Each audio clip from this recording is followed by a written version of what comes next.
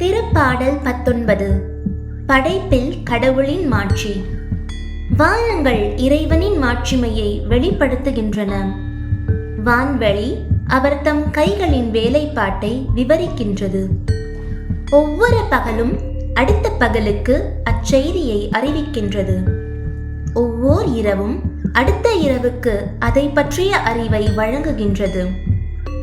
அவற்றுக்கு சொல்லும் இல்லை, பேச்சும் இல்லை. அவற்றின் குரல் செவியில் படுவதும் இல்லை. ஆயினும் அவற்றின் அறிக்கை உலகெங்கும் சென்றடைகின்றது. அவை கூறும் செய்தி உலகின் கடை எல்லை வரை எட்டுகின்றது. இறைவன் அங்கே கதிரவனுக்கு ஒரு கூடாரம் அமைத்துள்ளார். மணவரையிலிருந்து புறப்படும் மணமகளை போல அது வருகின்றது. பந்தயத்தில் ஓடும் வீரரை போல் அது தன் பாதையில் ஓடுகின்றது. அது வானத்தின் ஒரு முனையில் இருந்து புறப்படுகின்றது. அதன் பாதை மறுமுனை வரையிலும் செல்கின்றது. அதன் வெப்பத்திற்கு மறைவானது ஒன்றும் இல்லை. ஆண்டவரின் திருச்சட்டம்.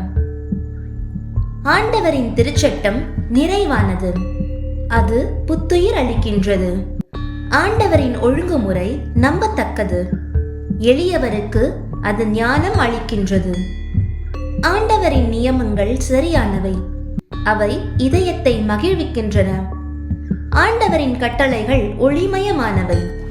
அவை கண்களை ஒளிர்விக்கின்றன.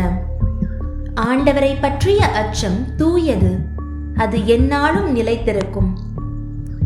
ஆண்டவரின் நீதி நெறிகள் உண்மையானவை.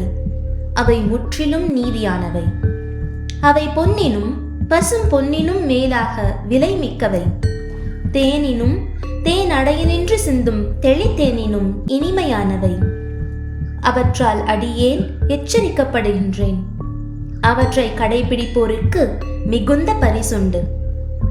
தம் தவறுகளை உணர்ந்து கொள்பவர் யார்தாம்? என் அறியா பிழைக்காக என்னை மன்னியும். மேலும் ஆணவமிக்கோரிடமிருந்து அடியானை காத்தருளும்.